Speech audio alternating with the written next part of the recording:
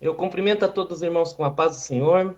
Estamos iniciando mais uma live para a glória do nosso Deus. Estamos todos juntos aqui unidos. Hoje nós vamos trazer a irmã Lenice, que está apresentando um pastor da cidade dela, lá de Campo Grande. E eu deixo a cargo dela essa apresentação e a live de hoje. Obrigada, irmão David. Quero cumprimentar todos os irmãos, desejando que a graça e a paz do nosso Senhor Jesus esteja com todos. E cumprimentar também o pastor Reverendo Christian, que está conosco como nosso convidado, que veio nos abençoar e com mais conhecimento bíblico a respeito do nosso tema principal de hoje, que é o aborto. É um tema bastante complexo e que é do nosso interesse que a gente venha ter mais consciência a respeito, né? Porque cremos que temos uma batalha aí à frente e precisamos nos posicionar de maneira o mais justa possível, né? Diante de Deus. E temos um problema, né, pastor Christian, que não é propriamente o aborto, mas é o pecado que mora em nossos corações. E nós vemos que o aborto ele é apenas um sintoma da doença que vem minando aí o equilíbrio da família e não é de agora. Sabemos que Deus ele não nos vê como o homem vê, e se somos cristãos, então nós temos que buscar também ver o mundo com essa visão bíblica, que é o que a gente chama de cosmovisão cristã. E nós acreditamos que algo é justo ou injusto de acordo com a palavra de Deus, e não com as leis dos homens, né, que são bastante inconstantes, e eles tendem a fazer leis segundo o coração deles, que é, como a gente sabe, bastante corrupto. Então, é por isso que nós hoje estamos aqui. Nós não podemos ignorar também a questão do aborto, né? Não poderíamos deixar de pensar e falar sobre isso, porque morre por ano no mundo aproximadamente 42 milhões de pessoas, de crianças, né? De bebês. Então, quantas vezes mais crianças que têm morrido do que a quantidade de judeus que morreram no Holocausto? E eu ainda até hoje fico espantada com o fato de ter acontecido aquele holocausto, e tem hora que eu não acredito no tamanho da maldade, né? Então a gente compactua, de certa forma, porque a gente se cala com este holocausto que está sendo, são vários, né? Veja quantos bebês por ano, e são anos e anos e anos.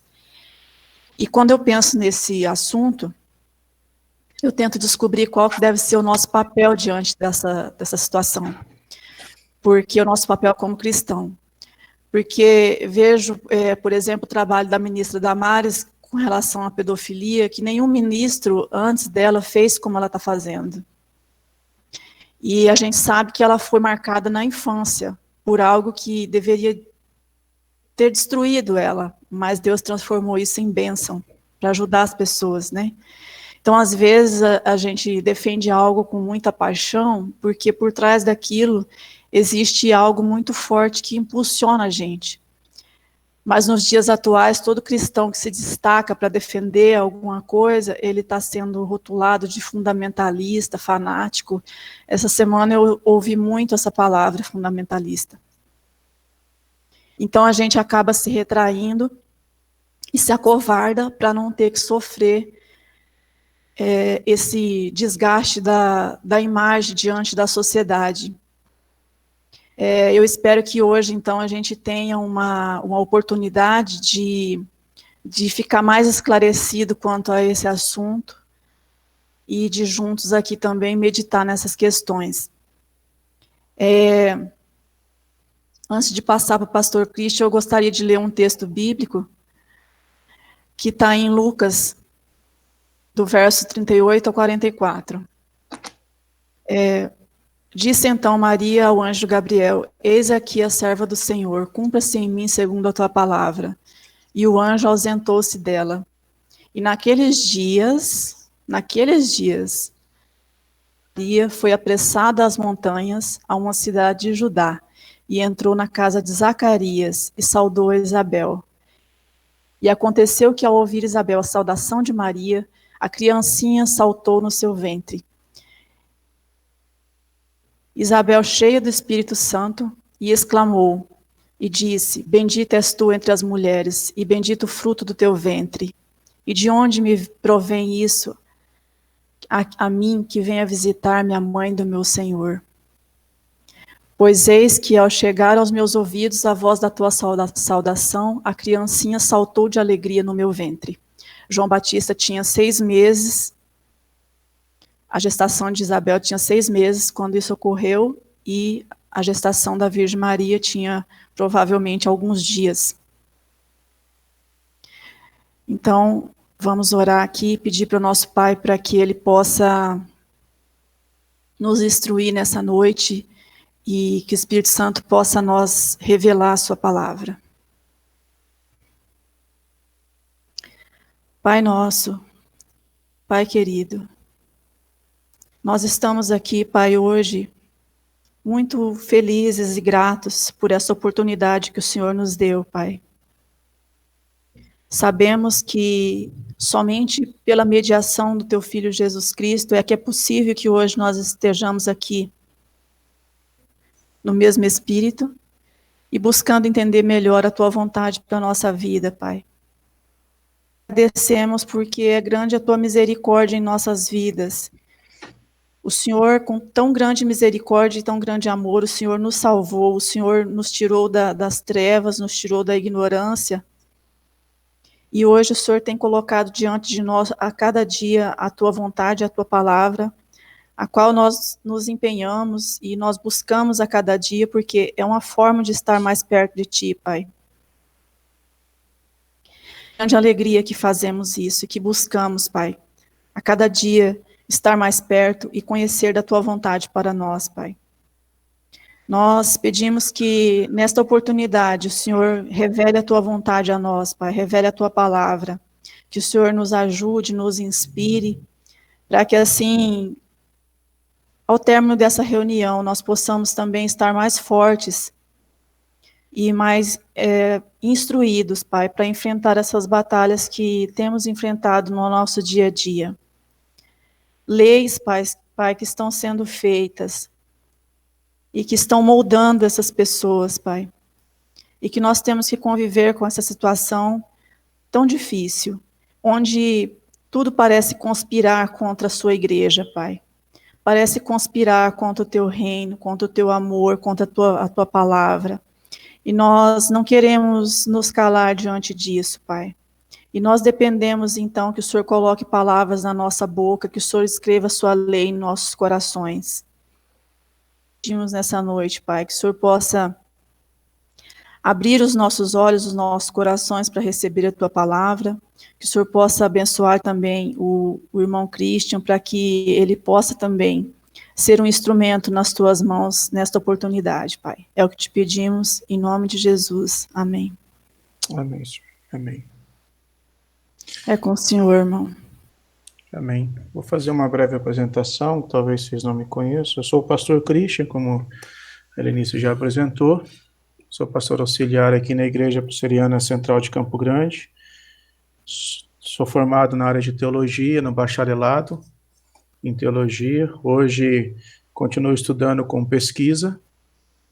E Deus me deu a graça de pastorear. Tem um site onde eu escrevo, que é christianmatos.tel.br, e os livros que eu escrevo também estão disponíveis lá de forma gratuita. Se alguém quiser conhecer um pouco mais do meu trabalho, fique à vontade. Bom, a gente vai falar sobre o aborto. Realmente o aborto é um dos temas mais complexos que tem hoje. Ele é muito polêmico. E essa polemização que existe envolve muitas coisas. Envolve as questões bíblicas, questões teológicas, envolve questões morais, envolve questões éticas. Então, ela não é simplesmente uma discussão teológica, falar sobre aborto. Nós temos uma amplitude muito grande, a própria filosofia nos faz trabalhar muito quanto a este assunto também. Geister escreveu um livro falando sobre a ética, e ele trata essa ética dentro do aborto, os problemas que existem. Se nós formos olhar alguns textos bíblicos dos quais nós temos, e são textos bem conhecidos, são textos muito usados para poder falar sobre o problema do aborto e o que um cristão, qual é a posição de um cristão no aborto, nós temos vários textos para nos basear. Podemos começar em Êxodo 20, 13, podemos passar por Salmo 139, nos versículos de 13 e 14, que são versículos muito usados. Podemos usar Jeremias, Jeremias capítulo 1, versículo 5, que também é um texto muito usado. Salmo 127, que todo mundo conhece, né? Diz que os filhos são herança do Senhor, e essa recompensa que ele dá a cada um de nós. Temos Salmo 139, versículos 15 e 16, que também é um salmo fantástico, que diz que os meus ossos não estavam escondidos de ti, quando em secreto fui formado e entretecido, como nas profundezas da terra, os teus olhos viram o meu embrião. E você vê que interessante, né? Antes mesmo da formação, o Senhor já nos conhecia.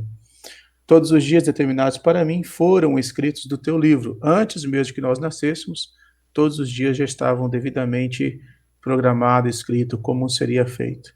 Até por isso que o salmista diz, antes que a palavra me chegue à língua, o Senhor já saberia o que eu iria dizer. O Senhor já sabia, já tinha conhecimento sobre isso. E podemos discorrer em vários, né? Começar com Gênesis também, Gênesis capítulo 9, versículo de 5 e 6, é um texto muito usado para isso. Por quê? Ele diz sobre o derramamento de sangue, né? Que tanto o homem como o animal pedirei contas. Olha, eu vou pedir contas de vocês. E a gente usa muito quando dizer, né? Daquilo que você disser e fizer, será cobrado de você no dia do juízo final. Lá em Gênesis começa também tratando sobre esse assunto, mas ele fala exatamente sobre o sangue, né? O sangue derramado pelo homem, né? Por que ele faz isso? Porque nós lemos nas Escrituras que o homem é imagem e semelhança de Deus. Gênesis capítulo 1, ele coloca, né? O homem foi formado à imagem e semelhança de Deus. Em Gênesis capítulo 1, nós temos que Deus foi quem criou o homem, e através do sopro da vida, ele então deu a vida ao homem. Então, dentro dessas bases, a gente entende que quem dá a vida é Deus.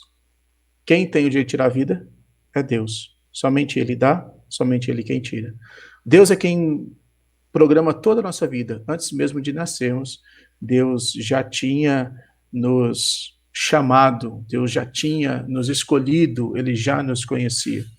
Se nós lemos Tito fala muito também sobre isso, porque Tito fala que aqueles que foram eleitos por Deus, então ele está dizendo, antes da fundação do mundo, os homens já foram eleitos por Deus. 1 João capítulo 19 fala sobre, 1 João capítulo 1, versículo 9, ele fala muito sobre se confessarmos os nossos pecados, ele é fiel e justo para perdoar os nossos pecados e nos purificar de toda injustiça. Até aqui a gente tem visto o seguinte, quem é que trabalha na nossa vida é Deus. Quem nos dá a vida é Deus. Quem nos tira a vida é Deus. Quem nos perdoa dos nossos pecados é Deus.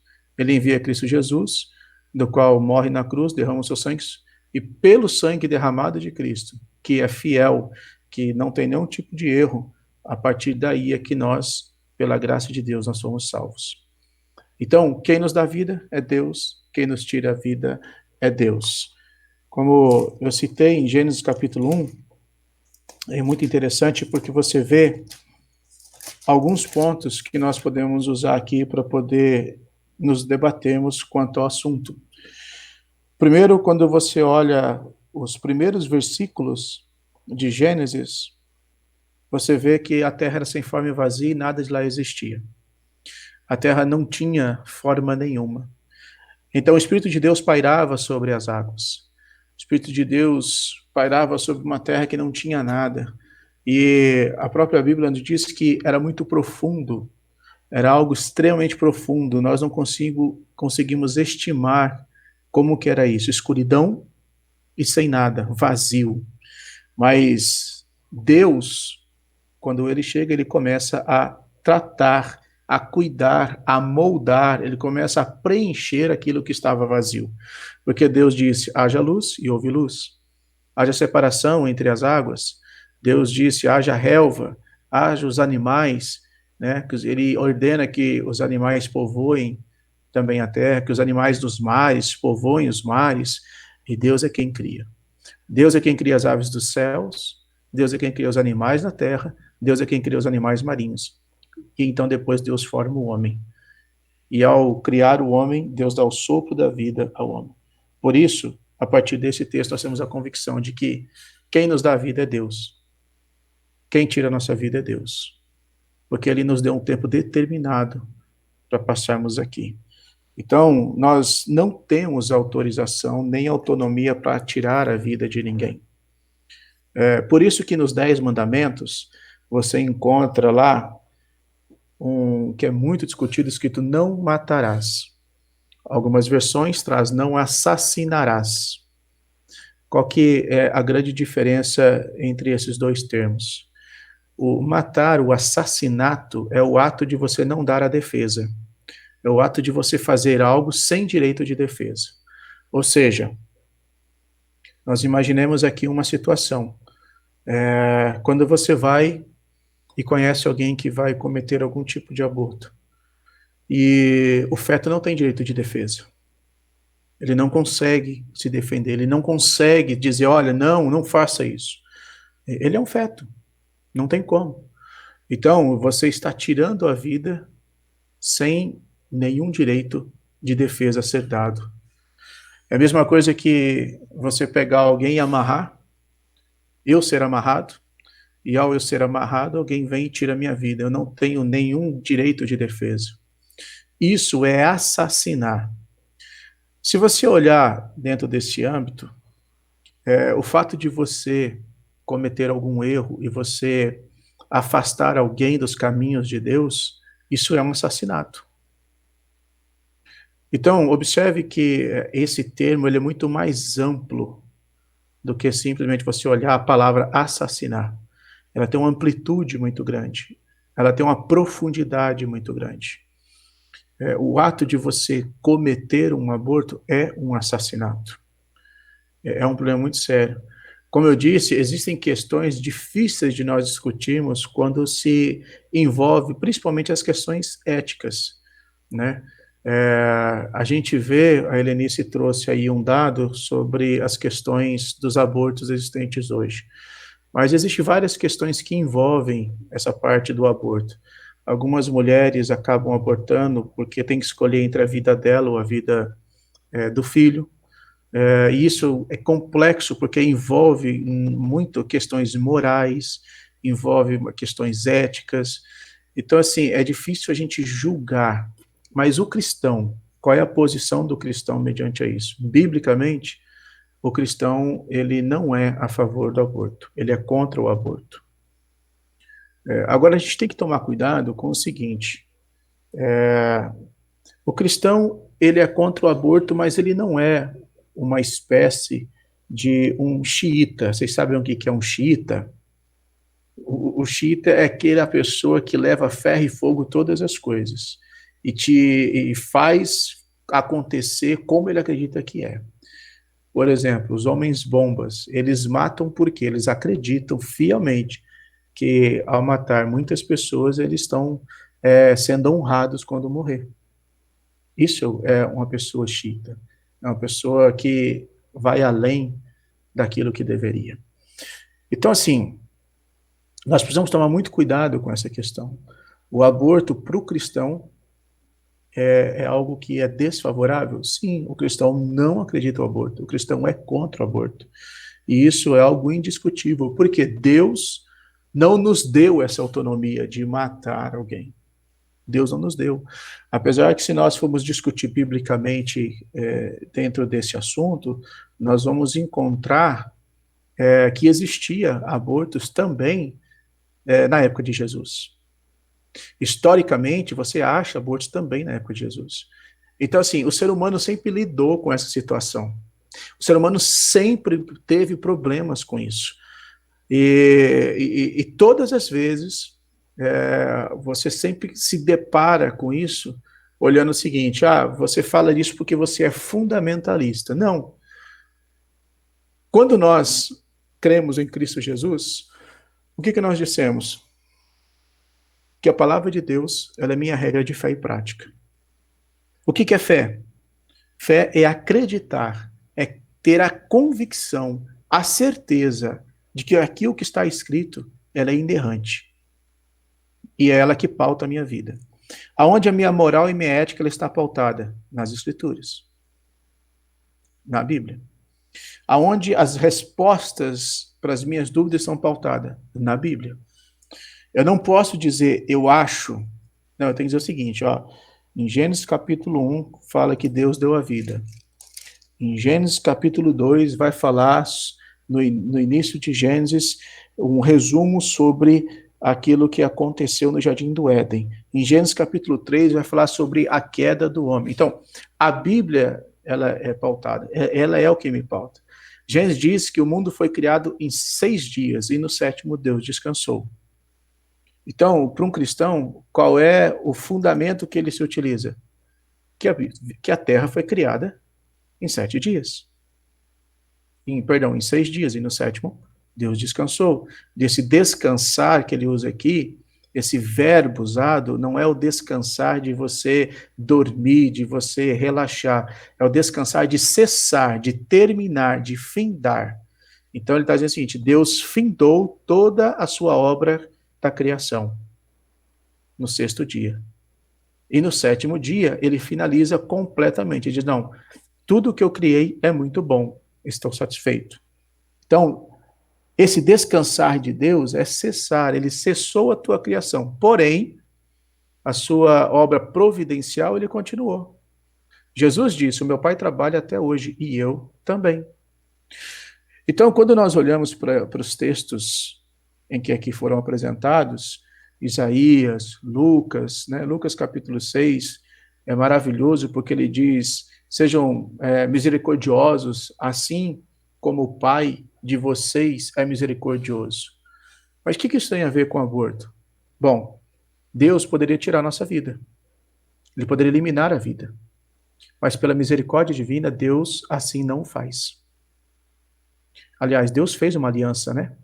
Dizendo que não acabaria com a vida com água nem fogo. Então, assim, da mesma forma que Deus é misericordioso, se nós somos a imagem e semelhança de Deus, se você é a imagem e semelhança de Deus, você também não é a favor do aborto. Você também é contra isso. Porque nós somos a imagem e semelhança de Deus. Deus é misericordioso conosco. Nós também somos misericordiosos. Nós devemos ser misericordiosos. Nós temos a obrigação, eu vou usar essa palavra, e me entendam no bom sentido, a obrigatoriedade, a obrigação de ser misericordiosos, porque Deus é misericordioso conosco. Deus nos deu o dom da vida. Então nós não temos o direito de tirar a vida de ninguém. Nós não temos a autonomia de tirar a vida de ninguém, seja qual for. Então, o cristão é contra o aborto? Sim. Apesar que nós encontramos cristãos que são controversos, que dizem que não, eu sou a favor. Mas a Bíblia nos deixa claro que isso não é certo, que isso não é correto, e que nós devemos ser misericordiosos, assim como Deus é conosco. Isaías, capítulo 43, no versículo 25, também nos traz algo interessante nesse texto. Olha só o que diz em Isaías. Sou eu mesmo. Sou eu mesmo. Aquele que apaga suas transgressões por amor de mim e que não se lembra mais dos seus pecados. Novamente, nós vemos as misericórdias de Deus sobre as nossas vidas. Então, Deus é misericordioso conosco. Ele está dizendo assim, quem faz isso? Sou eu, Deus. O Senhor é quem deu a vida, é quem criou. Eu faço isso. Então, o que ele está dizendo para nós? Nós somos imagem e semelhança de Deus. O que nós devemos fazer? Também devemos ser misericordiosos. Também devemos ter esse senso de olhar que, como nós somos a imagem e semelhança de Deus, nós devemos olhar para os outros como misericórdia. Quando eu cometo o ato de abortar, eu não estou sendo misericordioso. Eu não estou sendo misericordioso. Pelo contrário. O que eu estou fazendo é ceifando a vida sem dar o direito de defesa a alguém. E Deus assim não nos faz. Por quê? Porque Deus diz, eu perdoo as suas transgressões. Eu enviei meu filho para que morresse numa cruz e que seu sangue fosse derramado, e o sangue dele derramado limparia vocês de todos os seus pecados. Ele está dizendo, eu fui misericordioso com cada um de vocês. Porque o sangue derramado, ele limpa a todos. Ele não faz acepção. Todos são limpos. Todos aqueles em quem Deus já escolheu antes mesmo da criação do mundo. Todos aqueles que foram chamados. Eu uso muito um termo dizendo o seguinte: aquele que não consegue alegrar-se com a cruz, não consegue regozijar-se com a vinda de Cristo. Você sabe por quê? Não tem como você separar a cruz da coroa. A morte de Cristo é que nos lava de nossos pecados. E com a morte dele, nós temos a alegria de ser agraciados, de termos vida. Porque Cristo morre, nós temos vida. Então, nós não temos nenhuma condição. Nós não temos nenhum direito. Nós não temos nenhuma autonomia de tirar a vida de alguém. Até mesmo porque a Bíblia diz, quem dá a vida é Deus, e quem tira a vida é Deus. Nós vimos o salmista declarando, antes mesmo que eu fosse formado, tu já sabias todos os meus dias. Antes que a palavra me chegue à língua, o Senhor já conhecia. Ou seja, Deus sabe, Deus criou, Deus escreveu, Deus fez todas as coisas. O próprio salmista, no Salmo 71, no versículo 6, ele fala que desde o ventre materno, dependendo de ti, tu me sustentastes. Desde o ventre, Deus já sustenta. Deus já está ali, comigo, com você, ou com aquela que está sendo gerado desde o ventre materno. Então, o Senhor, ele está conosco em todos os momentos. E nós não temos autonomia de tirar a vida de ninguém. Seja de um feto ou de alguma outra pessoa. Porque o ato de você tirar a vida de alguém, de você assassinar, é uma forma de você abortar. Você está abortando o direito de alguém viver. Você não pode fazer isso. Você não pode fazer isso. Então, qual é a posição de um cristão? O aborto, para o cristão, ele é um tema muito complexo, mas qual é o posicionamento de um cristão? Você é a favor do aborto? Não. Por quê? Quem deu a vida foi Deus. Quem tira a vida é Deus. Porque Deus foi quem nos criou antes mesmo de que o mundo fosse formado. Deus, ao olhar para nós, ele foi misericordioso. Imagine o seguinte, quando nós lemos no Antigo Testamento, muitos dos atos pecaminosos, eles eram colocados diante da pessoa naquele momento. Lembra da Arca da Aliança? Disseram, não toques, porque quem tocar irá morrer. O ato de terem tocado na aliança, naquele exato momento ele morreu. Mas Deus faz uma aliança dizendo que não tiraria mais a vida de ninguém e não acabaria com a vida da humanidade. O que Deus faz é determinar o tempo de vida que nós temos. Ele não nos ceifa, ele dá o tempo de vida que nós temos. Mas, pastor, por que uma criança de 1 ano de idade morre? Porque Deus deu aquele tempo de vida. Porque nós devemos lembrar que as crianças que Deus nos concede, elas não é nossa, ela é de Deus. O que ele fez a nós? Nos concedeu um tempo de nós cuidarmos para a glória de Deus naquela criança. Então nós podemos ser a favor do aborto? Não, nós somos contra o aborto. O aborto não é um tema de que nós devemos ter dúvidas. Ah, eu acho que... Não, não é eu acho. Nós somos realmente contra. Não sei se todos conhecem, tem um canal chamado Dois Dedos de Teologia. É um canal muito bom. Ali tem um pastor, o nome dele é Iago Martins, e ele traz um tema interessante. Ele traz, inclusive, dentro desse tema, falando sobre contra o aborto. E ele faz esse contra o aborto com o Francisco Raso. O Francisco Raso escreveu um livro que tem esse tema. Sou contra o aborto. E ele é totalmente baseado nas escrituras. E a fonte central que nós temos de toda essa discussão é, de fato, essa. Nós não temos o direito de tirar a vida de ninguém, porque Deus é quem nos deu a vida. Se no ventre da minha mãe Deus já estava comigo, como nós vimos, se antes mesmo de eu ser formado, Deus já estava comigo, já me conhecia. Então, como é que eu vou cometer este ato? Como é que eu vou tirar a vida de alguém? Os filhos são herança do Senhor. Como é que eu tiro a vida de alguém se o filho é uma herança que Deus me deu? Se é algo que o Senhor deu. Filho não é maldição. Filho é bênção. Ela é herança dada ao homem. Jeremias nos diz, antes de formá-lo no ventre, eu escolhi. Olha só, antes de formá-lo. Ou seja, ele está dizendo que antes mesmo de haver a concepção, Deus já havia escolhido Jeremias. Deus já havia escolhido.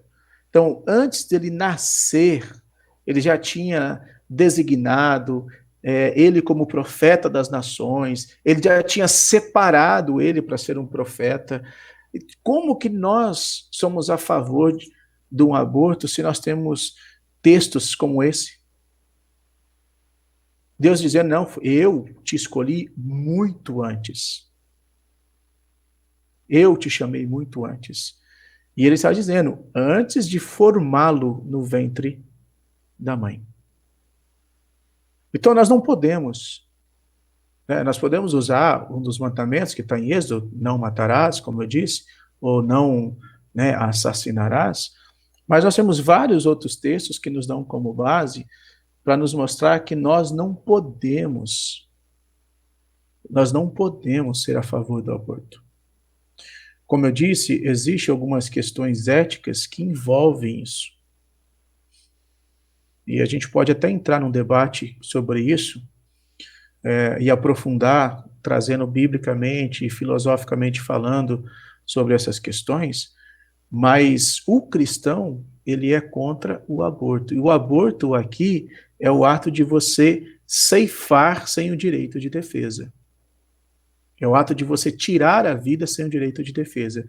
Porque Deus condena todo aquele que mata. Nós não podemos fazer isso. Êxodo 23, 7, nós temos lá, não se envolva em falsas acusações, nem condene à morte o inocente e o justo, porque não absolverei o culpado. Olha só, vamos tentar entender esse texto. Não se envolva em falsas acusações. Uma acusação falaciosa, aquilo que não é verdadeiro, Deus está dizendo, não se envolva nisso. Você não deve fazer isso. E como é que nós encontramos acusações falaciosas? É quando algumas pessoas se utilizam de subterfúgios para poder querer abortar. Pelo seu próprio erro. Mas Deus ainda está dizendo o seguinte, nem condene à morte o inocente e o justo.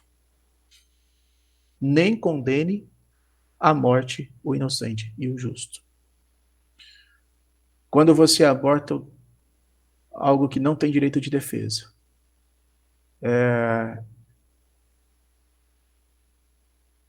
isso é algo que um cristão deveria fazer? Não, por quê? Ele está dizendo, não condene. Né? No texto está nem condene. Nós não devemos condenar à morte o inocente e o justo. Jamais. Não temos esse direito. Agora Deus vai mais além. Ele diz, porque não absolverei o culpado. Não absolverei o culpado. Então é mais um texto que nós vemos que nós não temos esse direito de fazer. Jó é um dos livros que eu mais gosto. É um dos livros que eu mais amo, Jó. Por quê? Jó é fantástico. Jó, ele foi um dos homens mais ricos do Oriente. É isso? Nós encontramos? Lá na Terra de Uz. Olha o que Jó diz lá no capítulo 31, no versículo 15. Que interessante. Aquele que me fez no ventre materno, não o fez também? Nem foi ele que nos formou, a mim e a eles, no interior de nossas mães? Ele está dizendo, olha, no ventre materno, quem foi que me formou? Foi Deus. Quem foi que me criou? Foi Deus. Ele está dizendo assim, antes mesmo de eu nascer, Deus já estava comigo. Então, se o filho, ele é uma herança do Senhor, se Deus está conosco antes mesmo de nós nascermos, se Deus está conosco mesmo no ventre de nossa mãe, antes da formação, porque o salmista disse, eu ainda era uma substância informe, ou seja, ele nem tinha seu corpo formado ainda, mas Deus já estava com ele. Deus já vivia com ele. Deus já estava presente com ele. Então, esses textos nos fazem entender que nós não temos o direito de ceifar a vida, porque Deus é quem nos dá a vida. Jeremias também trata muito sobre isso, falando sobre o sangue de pobres inocentes, dos flagelados. Nós não podemos, nós não devemos, porque nós não podemos tirar a vida do inocente. Jamais. E a gente pode continuar olhando os outros textos e sempre nós vamos chegar à mesma conclusão. Por isso que Deus diz, não assassinarás, porque a vida é dada por ele e a vida é tirada através dele. Somente Deus nos dá o dom da vida. Somente Deus pode tirar a vida. Então, um cristão ele é a favor do aborto? Jamais. Jamais. Porque quem nos deu a vida foi Cristo. Foi Deus. E somente Ele pode tirar. Se lembre sempre, os filhos são herança do Senhor. Os filhos são herança do Senhor. Isso é uma recompensa que Ele nos dá. E muitas das vezes, as pessoas abortam porque elas estão submersas no pecado e elas não entendem o quão grande é esse Deus que nós temos, o quão maravilhoso é servir o Senhor, porque elas estão submersas no pecado, elas não conseguem entender, perceber. Então nós não devemos em momento nenhum ser a favor, pelo contrário, um cristão, ele é contra o aborto. Essa é a parte inicial que eu gostaria de trazer para vocês. Que nós não devemos derramar o sangue.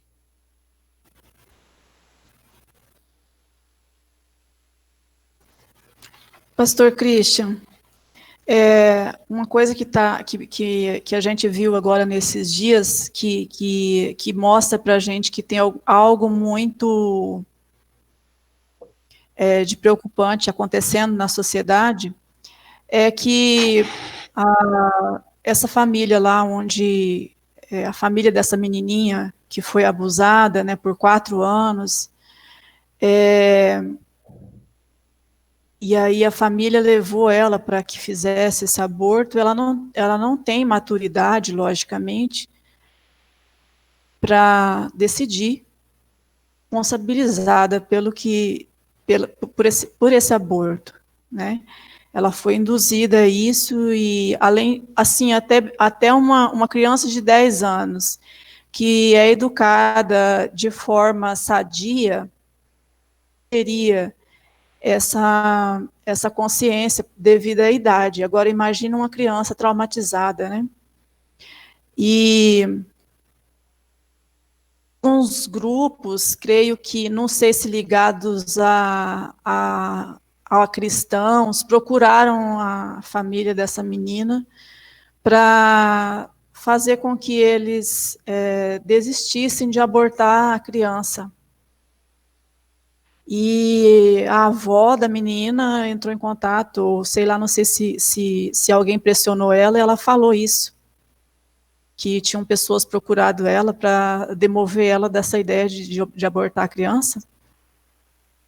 A justiça quer saber quem são essas pessoas para punir elas. E eu fiquei assim pensando como que fica o nosso papel.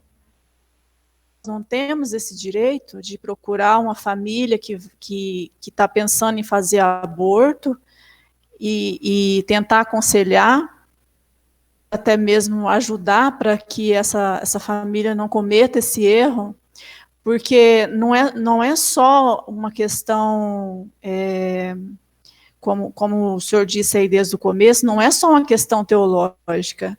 Até existem dados também que falam e provam isso, que as mães que cometem abortos, elas sofrem com problemas psicológicos depois, a saúde nunca mais é a mesma, é um peso muito grande que aquela mulher vai carregar para o resto da vida, de algo que ela fez que não tem volta.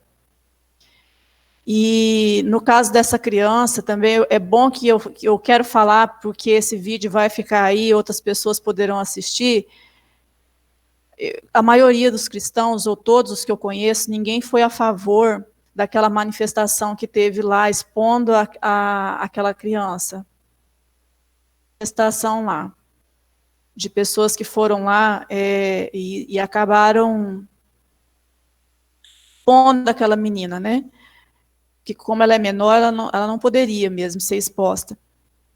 E grupos que são contra o aborto fizeram isso. Nós não somos a favor disso. Os cristãos que eu conheço não são a favor.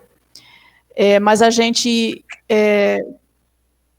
gostaria de ter oportunidade de também ter voz, quando acontecer algo assim, de poder aconselhar essas pessoas. Porque eu creio que o outro lado tem voz. O outro lado, que é a favor do aborto, tem voz. E nós não vamos ter? Tá, vamos lá.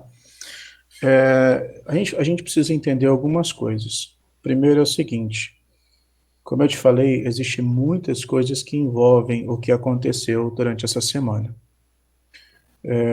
Primeiro, o apóstolo Paulo nos diz o seguinte, nós devemos obedecer às leis da onde nós vivemos, certo? Ok. Ou seja, eu preciso respeitar essas leis.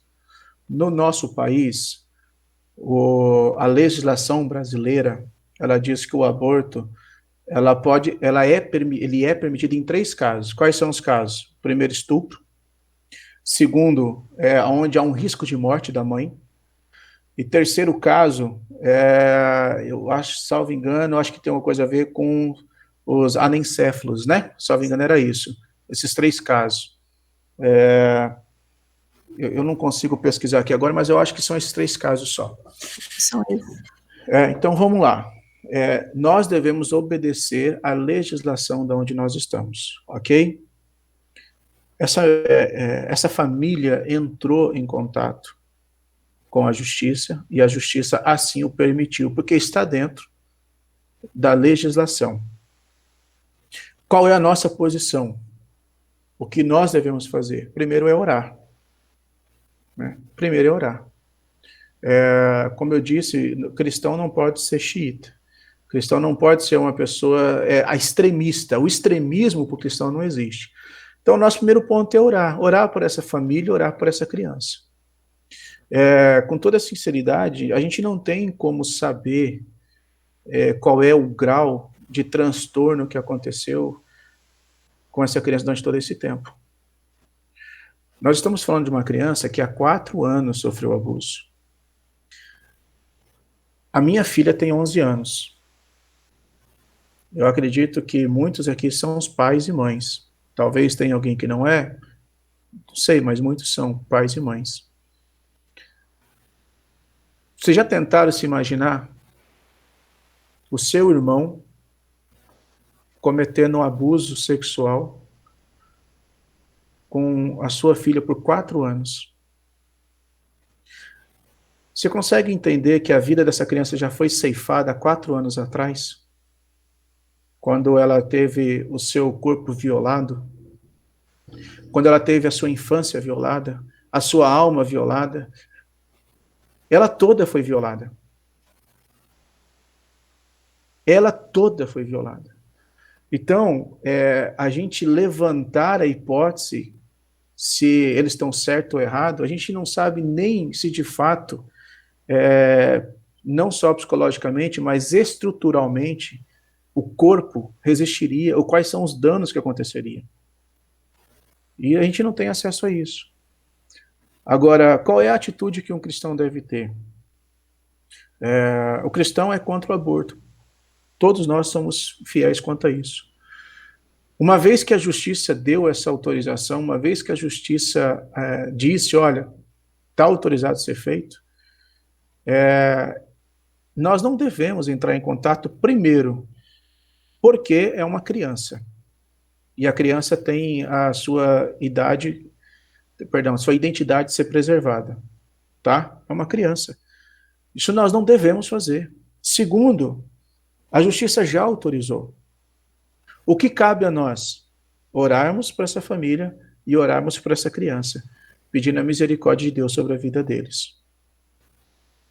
Não fomos nós que autorizamos, foi a justiça, e nós obedecemos aquilo que a justiça está. Porque nós devemos obedecer às leis de onde nós estamos.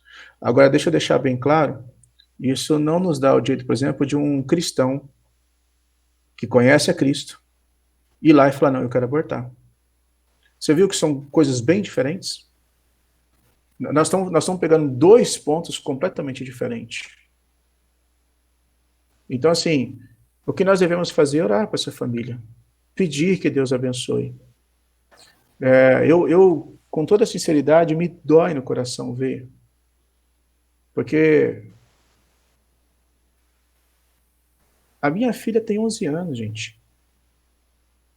Ela é uma criança. E eu olho como se fosse para minha filha isso. O que nós devemos fazer é orar. Ao invés de criar manifestações, ao invés de criar polêmicas, é orar. Eu vou dizer uma coisa para vocês que eu acredito de profundo. Perdão, só para finalizar. Eu acredito profundamente, e isso é o mais sincero do meu coração, vou falar para vocês. Quem é que trabalha na vida de um ser humano? É o Espírito Santo. Quem é que pode mudar alguém? É Cristo Jesus. A nossa função é pregar o Evangelho e orar. É isso que nós devemos fazer. Orar para que Deus alcance essa família. Sim. Pode falar nisso.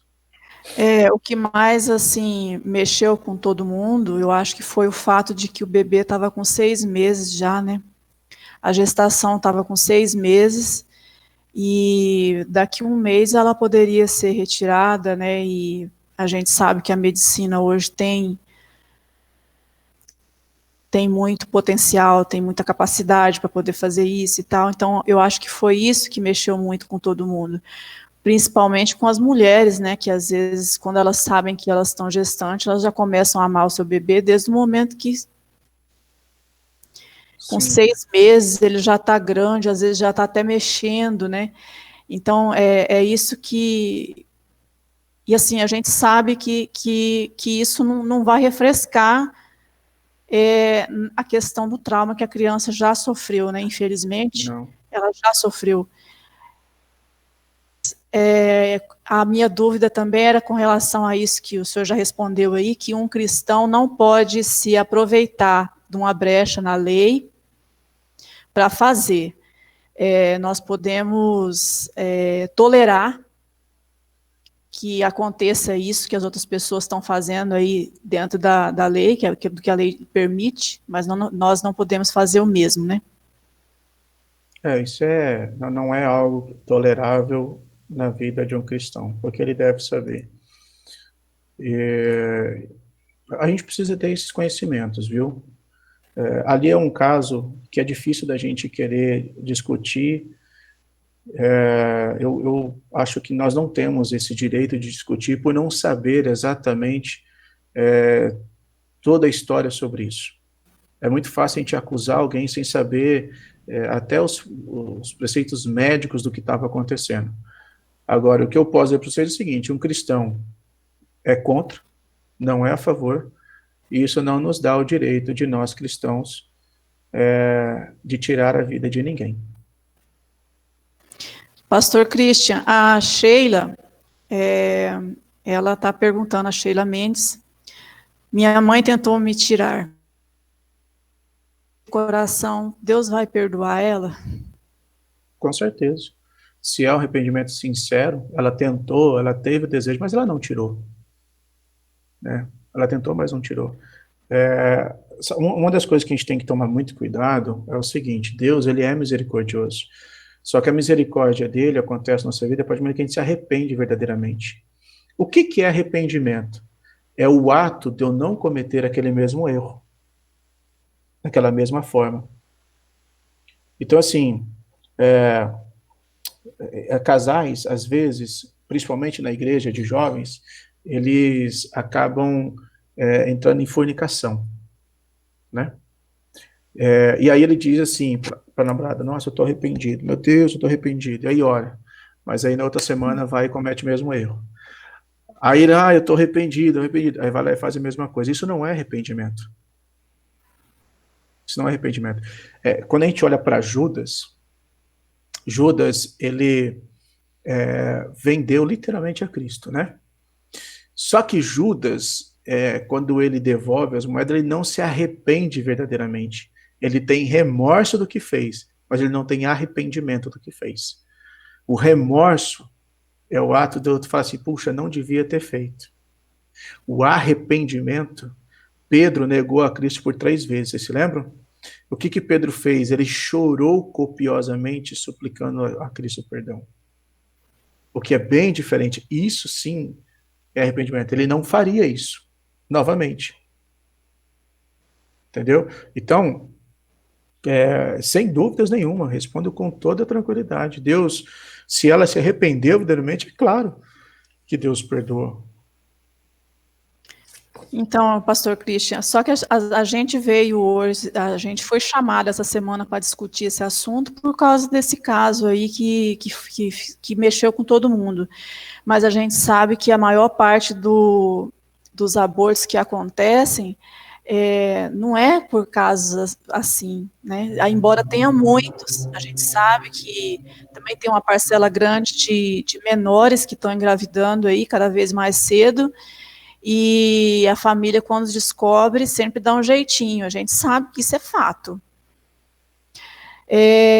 Mas por causa da família desestruturada, né? Isso aí também é outra questão também que é muito complexa. Outra questão que ocorre muito também, que a gente sabe que envolve praticamente 90% ou mais do que 90%, é que geralmente o aborto acontece por causa de um adultério, né? E por causa o adultério, na verdade, ele é um fruto também da egolatria, né? Que a gente, a cada dia que passa, as pessoas estão aí mais vivendo para o seu próprio prazer. A gente vê que tem até mulher casada que, quando adultera, também pode ocorrer de ficar gestante e comete esse pecado terrível do aborto. Então, é algo que... E outra questão também que eu considerei, que essa semana acendeu uma luzinha, que foi assim: agora todo mundo está falando, tá vendo? É por isso que tem que ter educação sexual as crianças na escola. a gente já viu aí num passado recente que não tava dando certo esse negócio de educação sexual para as crianças na escola, que isso é uma obrigação dos pais fazerem. O que o senhor acha a respeito disso? Peraí, formula de novo, por favor, a pergunta. Acho que eu não entendi. Começaram a falar essa semana, Hum. por causa do que aconteceu com essa menina e outros casos que a gente, que ultimamente tem saído na mídia de menores que estão sendo abusadas, que está vendo é por causa disso que tem que ter educação sexual nas escolas. Não, E a gente sabe que há pouco tempo atrás estava tendo aí umas questões aí muito esquisitas, né? Eles estavam ensinando as crianças a fazer sexo, na verdade, até sexo homossexual. E aí tem sempre aquela turminha, né, que defende isso, que aproveitou agora essa questão para querer levantar esse assunto de novo. não, porque isso não ia mudar em nada. Você não pode inserir a criança, antecipar aquilo que é de um adulto para uma criança. Você não pode fazer isso. É. Por que que muitas crianças namoram cedo hoje, ou muitas crianças acabam se despertando para esse tipo de coisa hoje? Porque muitos são inseridos nesse meio antes do tempo, por assistirem novelas que fazem exposição do corpo, que fazem exposições de partes que não deveriam ser expostas, por assistir filmes que tem algumas cenas que são muito acalentadas. Então a criança não, em momento nenhum a criança deve ser inserida nisso, e isso não iria mudar, porque a culpa não foi da criança, a culpa foi de um mais velho. O maior número que existe hoje de pessoas que abusam é dentro da família, não é fora. Então não é a escola que vai ensinar isso, pelo contrário, a escola vai introduzir o que não precisa ser introduzido, porque não é o momento. O lugar da escola é de escolarizar. Um professor, ele é para escolarizar, educar quem faz é o pai e a mãe. Agora, introduzir esse tipo de assunto a uma criança não é certo. Não é o momento. Isso é inadequado. Você vai despertar aquilo que não é para ser despertado naquele momento. O que poderia esperar mais tempo para isso. Você sabe o que acontece muito? A gente precisa lembrar o seguinte: os pequenos danos é que causam as maiores revoluções. Nunca é o grande dano que causa a grande revolução. Por que eu digo isso? Não sei se vocês gostam de ler dicionário, mas eu tenho o hábito de ler o dicionário todos os anos. Então, todos os dias eu separo um tempo para ler o dicionário. Se você pegar o Aurélio, você vai ver que família, até 2014, tinha uma conotação. De 2015 para cá, família tem outra conotação. Houve mudança. As pequenas coisas que são feitas na vida é que causam os grandes danos no futuro. Você introduzir esse tipo de assunto hoje na criança é o que vai causar a sua mudança, a sua visão, essa beleza do que é o relacionamento entre um homem e uma mulher. Quer ver um exemplo bem simples? Na Bíblia, você vê alguma vez falando sobre namoro? Não. Nós somos pautados na Bíblia. Não tem namoro na Bíblia. O que tem lá? Quando um homem olha, Isaac, quando é mandado, Abraão manda procurar a esposa para Isaac. O seu servo vai até a família, olha e diz assim: olha, preste muita atenção, essa mulher aí é a mulher que poderia casar com meu senhor. E aí ele fala com a família, eles acertam o casamento, Isaac volta com ela para casar.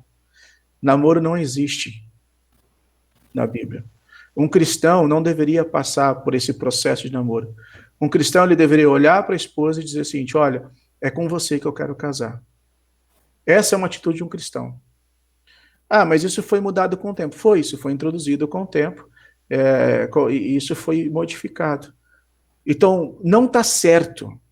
O que acontece? As pequenas mudanças causam as grandes revoluções. Com o tempo isso foi mudado, foi introduzido o que não era para introduzir, e foi aceito, e aí acabou deixando como hoje nós vivemos. Infelizmente. Então é errado. Então, introduzir um assunto desse não é causar um problema agora, mas é no futuro você mudar até o entendimento do âmbito familiar, que é o que aconteceu em 2014, quando começou a alterar algumas conotações dentro do dicionário. Foram pequenas mudanças que ninguém notou, mas que hoje está tendo grandes consequências. E que terá muito mais no futuro. Então, era isso que eu queria dizer, que papel nós devemos ocupar, porque o outro lado tem militância. E eles estão em todos os lugares, né? Então, uma das coisas importantes nisso é o seguinte: primeiro, algo que a gente tem visto morrer nas igrejas, oração. A palavra de Deus diz que aquele que ora, que a súplica de um justo o Senhor ouve.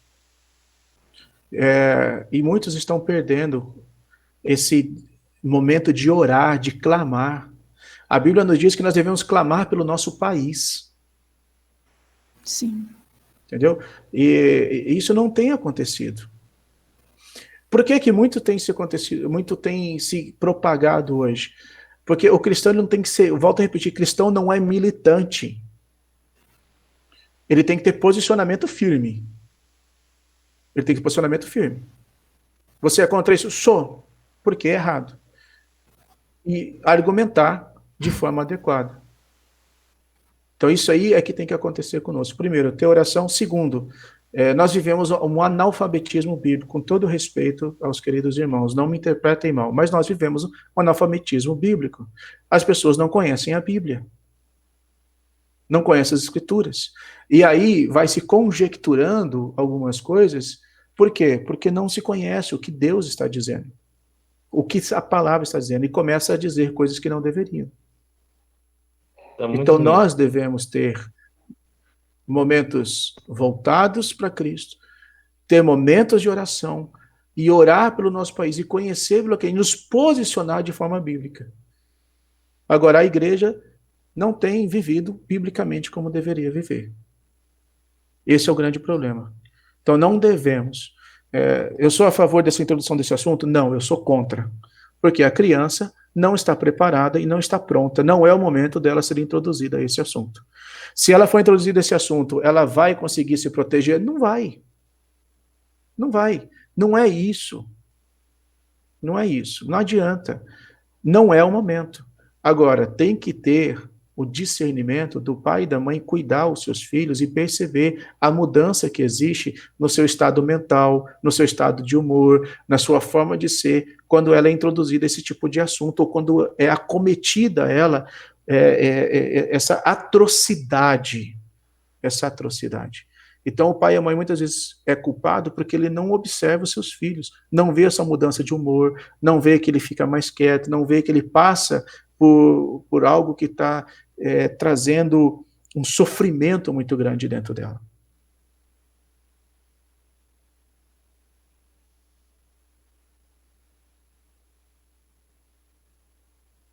Lenice, tá mutado o seu microfone. Desculpa. A irmã Celanira fez uma pergunta interessante sobre que toda criança, toda pessoa, né, todo ser humano já nasce pecador. E até que idade uma criança pode, ou se pode, né, ser considerada inocente diante de Deus? E principalmente quando ela ocasionalmente morre na infância. Eu queria fazer um comentário aí junto com essa pergunta da irmã Celanira, que eu conheço uma pessoa que tem um filho, na época tinha uns 10 anos de idade, e ela me falou: Helenice, eu fiquei muito preocupada porque eu saí um dia, deixei ele sozinho em casa, e quando eu voltei, que eu fui olhar o computador, ele tinha passado o tempo todo assistindo um filme pornográfico no computador. Então, irmão Christian, o que o senhor responde a respeito dessa questão da inocência da criança? Esse assunto também não é fácil de responder. Bom, vamos começar pelo seguinte. Os pais são responsáveis pelos seus filhos. O pai tem que ensinar o caminho que o filho deve andar. Ensina o teu filho no caminho que deve andar, pois mais tarde não se desviará dele, certo? O pai deve ensinar o seu filho no caminho que ele deve andar. Todos nós somos pecadores? Somos. Você nasce em pecado? Nasce em pecado. Aí eu vou me utilizar de alguns textos e de alguns autores. Bom, a pergunta que você faz é: qual é o nosso... quando você diz assim, quando eu cometo pecado, a culpa é minha? A pergunta já te responde: sim. Se o pecado é nosso, nós cometemos. Nós somos falhos. Nós erramos. Então, nós somos culpados por isso. Uma criança, ela é culpada pelo o que ela erra? É culpada, sim. E ela é inocente perante Deus, por isso que nós sempre lemos a Bíblia com nossos filhos, ensinamos eles a orar, ao caminho que devem andar e pedimos perdão pelos seus pecados. E ensinamos eles a pedir perdão pelos pecados. Ensinar as crianças a amar a Deus desde a tenra infância. Amar verdadeiramente. Se nós não fizermos isso, nós estamos sendo omissos. Estamos omitindo. Então, precisamos ensinar as crianças o caminho que ele deve andar. Eu sou de linha calvinista. Então, eu vou responder para vocês dentro da linha calvinista. O que nós acreditamos, a linha calvinista reformada? Que o homem, ele é anteriormente escolhido por Deus, predestinado, é a predestinação. É difícil falar sobre esse assunto, mas é um assunto que eu creio, eu sou convicto disso, tá? Nós acabamos de ver que Deus escolheu Jeremias antes de que ele fosse feito. Antes. Ou seja, Jeremias não estava nem na substância informe ainda. Deus já havia o escolhido. Quando nós abrimos em Tito, e aí é um texto também muito interessante, Tito também fala, porque o que Tito fala? Ao que se predestinou, a esse também chamou, as que chamou, a esse também justificou, as que justificou, esse também glorificou. Ele está dizendo o seguinte: antes de que tudo fosse criado, Deus já escolheu. Quando uma criança morre, se de fato ela é uma criança escolhida por Deus, ela é uma criança que conhece sobre Jesus, ela está salva? Sim, ela está salva. E se é uma criança que nunca conheceu a Deus, infelizmente ela não está salva. É doído falar isso? É muito. É muito. Mas é uma realidade bíblica. Porque muitas vezes os pais não introduzem os filhos no caminho do Senhor. Eu conheço pessoas de dentro da igreja que dizem o seguinte: não, eu vou esperar meu filho ter idade para poder ensinar para ele sobre Cristo. Está errado. Não é isso que um cristão deve fazer. O cristão deve ensinar ao seu filho o caminho que ele deve andar. Então, se um pai ensinou, ela é salva? Ela é salva. O pecado que ela comete é culpa dela? Sim, o pecado que ela comete é culpa dela. Mas ela não tem entendimento. O problema é que nós temos uma visão de entendimento nossa, da nossa consciência. Eu conheci uma criança na igreja que ela tinha mais conhecimento sobre Deus do que muito idoso dentro da igreja. Então, esse discernimento é mais complexo da gente conversar. Então, respondendo a pergunta, biblicamente, utilizando desses dois textos que eu usei, falando sobre aqueles que são predestinados. Olha só, se Deus o escolheu, ele está salvo? Sim. Se Deus o escolheu, ele está salvo. E se Deus escolheu, com certeza ele já recebeu, porque o pai já introduziu isso nele, ou um tio, ou um avô. Eu conheço crianças que foram para a igreja com o tio. O pai não vai, mas foram com o tio. E aí os pais depois começaram a participar.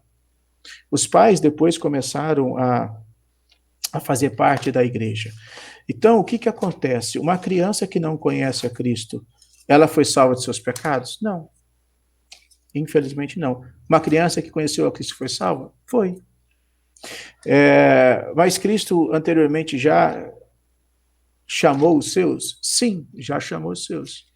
Ele não usou a mula de balão para falar com ele? Usou. Então Deus trabalha da forma em que ele já anteriormente predeterminou e que ele disse. Em Tito capítulo 1 está escrito assim: Paulo, servo de Deus e apóstolo de Jesus Cristo, para promover a fé que os eleitos de Deus, nós estamos no versículo 1 ainda, para promover a fé que é dos eleitos de Deus e o pleno conhecimento da verdade segundo a piedade. O que ele está dizendo é o seguinte, aqui, que Deus chamou todos aqueles que foram eleitos anteriormente. Então, se essa criança foi eleita, vai ser alcançada por Deus? Vai. Por um pai, por um tio, por um avô, por um amigo, por uma emissora, por algum lugar ela vai ser alcançada. Ela vai ouvir falar de Deus. Mas e se ela morre sem conhecer a Deus? A Bíblia é muito clara para a gente. Aquele que não conhece a Deus não vai ao céu. Aquele que conhece, vai. A Bíblia é clara quanto a isso. Por isso que nós devemos amar a Cristo sobre todas as coisas. Um pai que ama a Cristo, um pai que vive, que tem a vida centrada na Bíblia, ele ensina o seu filho o caminho que ele deve andar. Tem uma última pergunta aqui da Mari, esposa do David. Ela fez uma pergunta que tem a ver aqui com o nosso tema central e que eu achei bastante interessante também, porque ela pergunta sobre o derramamento do sangue inocente, que permite que as leis sejam cada vez mais relaxadas e que ocorre esse aborto consentido pela lei, que muitas vezes não são casos assim que deveria acontecer, né? Fora das questões. A gente sabe que a justiça no mundo inteiro, ela caminha para querer relaxar as leis do aborto. Ela caminha para isso. E a gente não sabe como que vai ser aqui. Se caso acontecer isso, começar a aumentar ainda mais, e abortos, a vida ser banalizada, e a nação, o povo em geral, vai responder por isso diante de Deus? Por permitir que isso aconteça? Ok. Por escolher políticos que podem, que são desse lado, por permitir que isso ocorra? Boa pergunta. Bom, eu vou responder isso utilizando Sodoma e Gomorra. Acho que é um texto muito bom para a gente usar. Ló era sobrinho de Abraão. Ló morava em Sodoma. Os anjos vieram falar com Abraão, e Abraão começa a perguntar para Deus, se houver 10, né, ele começa com 50, vem diminuindo, né, então eu vou pegar ali, se houver 10, se Deus assim teria misericórdia daquele povo, e Deus disse que sim, que teria misericórdia daquele povo. O que acontece? Ló, ele morava em Sodoma. Sodoma era um dos lugares mais pecaminosos que se tinha. Certo? Uma coisa que me chama muita atenção é que quando os homens vão à casa de Ló, e Ló fecha a porta e diz para eles, olha, não façam mal, porque eram os anjos que ali estavam com Ló, certo? Não façam mal a estes homens, eu lhes dou a minha filha, que ainda é virgem, para que vocês não façam mal a eles. O que Ló está nos dando a entender ali? Que mesmo no mundo pecaminoso, na cidade pecaminosa, eivada de pecado, eivada de estrutura que era para agradar o coração do ser humano, ele era cristão, ele mantinha a sua família nos preceitos bíblicos, porque suas filhas ainda eram virgens. Ló foi poupado, mas a nação foi condenada. Deus poupou a vida de Ló, mas a nação foi condenada. Olhando nessa ótica, a nação será condenada por isso? Sim, será. Mas aqueles cristãos que, de fato, mantiveram suas famílias nos preceitos bíblicos serão condenados? Não. E não responderão. Por quê? Porque elas não foram, elas não são a favor, elas são contra, e mantiveram as suas famílias nos preceitos bíblicos. O que nós precisamos entender é o seguinte: nós precisamos manter as nossas famílias no preceito bíblico. A sua família tem que estar no preceito bíblico. Você tem que pautar a sua família no preceito bíblico, independente daquilo que você vê na sociedade, independente das leis que são autorizadas. Muitas das vezes, a nação tem o governante que a nação merece. Quem institui a autoridade? É Deus. É Deus. Então, eles estão ali por quê? Porque Deus autorizou, porque Deus permitiu. O cristão deve fazer o quê? Manter-se firme nos preceitos cristãos e criar a sua família no preceito cristão e guiar a sua família no preceito cristão. Isso é você estar no centro da vontade de Cristo. Existem leis que autorizam? Existem, mas a minha família entende que isso é errado. Então eu ensino minha família a andar nesse caminho. Isso é um preceito bíblico. Então, a nação vai responder? Vai responder. Assim como a nação respondeu na época de Sodoma e Gomorra. Os cristãos vão responder? Não, os cristãos não vão responder, porque eles se mantiveram nos seus preceitos bíblicos. Obrigada, irmão Christian. Deu para a gente entender, então, que o nosso papel, tanto quanto a esse assunto, como a qualquer outro que venha aí colocado em prática pelo mundo como certo. Se não for certo para nós temos que nos manter firmes, porque a nossa regra de fé e prática é a nossa Bíblia, a palavra de Deus. O fato de sermos conhecedores e fiéis à palavra já é o nosso papel que nós estamos aí cumprindo com a sociedade. Foi isso que eu entendi, né? Isso faz parte, tá? O cristão tem que se manter no preceito bíblico. Eu tenho que criar a família no preceito bíblico, você tem que criar a sua família no preceito bíblico, todos aqui têm que se manter no preceito bíblico. Sim. Muito obrigada, irmão Christian. Vamos ouvir aí agora. Cadê o irmão Gessé?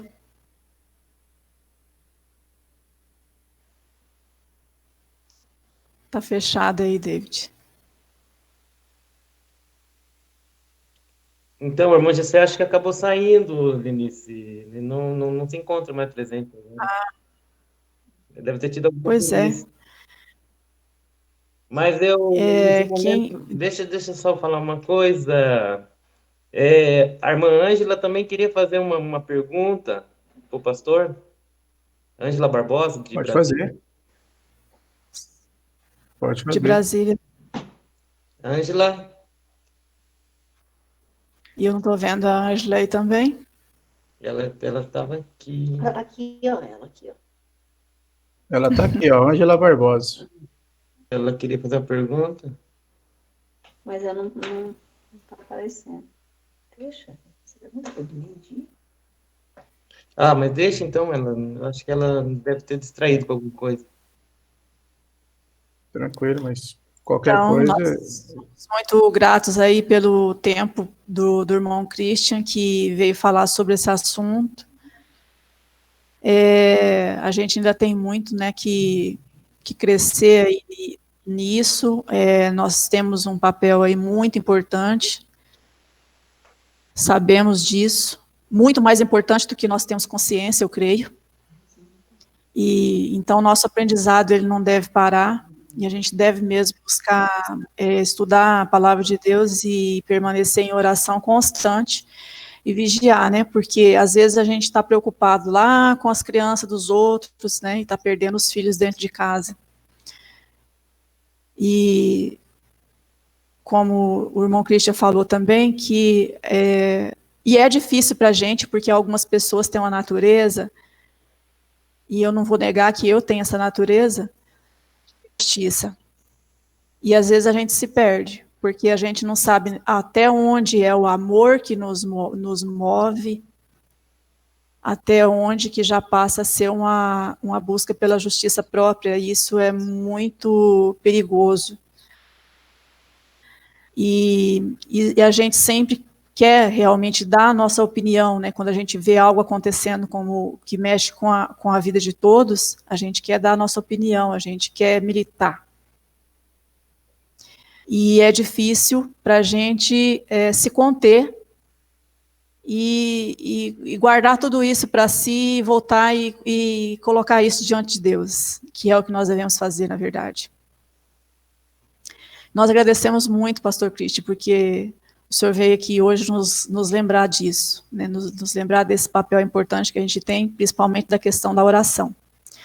Agradecemos muito pela sua participação e que Deus abençoe muito sua vida e que abençoe todos os irmãos que estão aqui hoje com a gente, participando, e que vamos aí depois ainda meditar sobre o que aqui foi falado, né, para continuar extraindo alguns conhecimentos a mais. Amém. Eu agradeço muito o convite, fiquei muito honrado quando fui convidado, estou muito feliz, espero com sinceridade no coração que vocês tenham sido abençoados como eu fui, e se eu puder ajudá-los, e eu me ponho à disposição, Helenice, para poder responder umas perguntas em particular, no e-mail. O Helenice tem meu contato, pode passar, fica à vontade, para poder ajudá-los também. Estou à disposição, viu? Muito obrigada.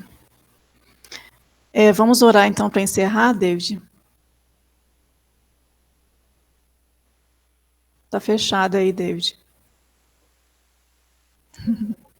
Pastor, pode fazer oração para nós, pastor? Sim, vamos orar então, encerrando. Oremos. Pai querido, te damos graça por este momento tão precioso, que é poder meditar na tua palavra. São momentos, ó Pai, assim que nós crescemos e aprendemos cada vez mais. Obrigado porque o Senhor nos deu a conhecer. Podemos olhar as Escrituras e ouvir a tua voz. Pedimos que o Senhor abençoe, ó Pai, a cada um, que todos sejam muito edificados, que saiam daqui, ó Pai, com seus corações cada vez mais aquecidos para buscar ao Senhor, que se alimentem através da sua palavra e que através de suas vidas, de suas atitudes, de seus posicionamentos firmes, honrem ao Senhor. Por isso que nós aprendemos que em tudo que nós fizermos, nós devemos fazer para a glória do Senhor, que assim nós sejamos também. Te louvamos, ó Pai, por este momento tão precioso, e que a tua graça poderosa, que o amor, ó Pai, a comunhão com o Espírito Santo, o amor de Deus, esteja com todos nós, Senhor, hoje e para todos sempre, em nome de Jesus. Amém, Senhor, e amém. Amém. Amém. Berenice, se eu me permitir, vou deixar aqui no comentário só o meu e-mail, se alguém quiser falar comigo, eu estou à disposição, tá? Ah, sim, fique à vontade, pastor. Pastor, muito boa palavra, muito bonita, bem esclarecida. Eu particularmente gostei muito da sua explanação. Foi de grande valia para um cristão entender o que é realmente a Bíblia ensina sobre esse tema que é tão delicado, né, pastor? No meu caso, eu também concordo com o senhor que a gente tem que separar o cristão do ímpio, que não tem como conviver, ter as mesmas diretrizes, não é? Depois que você é cristão, que você tem realmente que criar sua família na vida cristã. Não tem como você ser mundano, ou você seguir a lei do país, com certeza você tem que seguir, mas você não tem que seguir a lei com os mesmos preceitos dos ímpios. No caso das pessoas que não conhecem Deus ou que não querem Deus, né? Porque tem muitas pessoas que estão cada vez se afastando mais de Deus e consciente, porque não querem mesmo Deus. Eu achei muito interessante, pastor. Eu tinha as perguntas, mas eu vou deixar porque esse assunto é muito polêmico e ele é difícil de chegar a um consenso. O melhor é a gente se apegar à palavra mesmo e à oração, que nem o senhor falou. E o caminho é muito estreito, né? Bastante. O caminho é muito estreito, porque quando a gente começa a falar sobre isso, a gente começa a pensar que Primeiro, porque é que tem muitas pessoas que querem usar a igreja pelos seus interesses, né? Então fica difícil de você ter uma posição. Então a melhor posição que tem é você ler a palavra, você consultar uma pessoa que conhece a palavra, para você realmente se adequar àquilo que está na palavra. Não é o ser humano, não é a lei, porque as leis vão mudando e as vão. Todo país tem a sua a característica. tendência é que essas leis aí do aborto e tantas outras aí que também que envolve família, né? Que elas vão sendo relaxadas cada vez mais. É, Eles querem transformar o errado em certo e o certo em errado. Né? A gente já está sendo perseguido por dar opinião. A verdade é essa, já querem nos calar. Mas a Bíblia mesmo fala, né, que nós cristãos vamos ser perseguidos. Um dia, quando você escrever alguma coisa na internet, expressando sua posição, automaticamente eles vão boicotar você, eles vão cortar você, e até empregos você não vai conseguir mais, porque essa é a tendência do mundo, é perseguir os cristãos, perseguir os que têm fé. E aí a gente vai sendo julgado de acordo com a lei como um Criminoso. fundamentalista. Fundamentalista, né? Porque, tipo assim, não, a lei está dizendo isso. Você está falando que não pode, você é melhor do que a lei? pois é. Mas é isso aí. Mas precisamos ser firmes nas nossas posições, viu? Não ter medo. Mas então, gente, um abraço para vocês aí. Eu tenho que dar atenção para o esposo, que ele já vai sair para trabalhar daqui a pouquinho. É, né? E muito obrigada pela presença aí dos irmãos.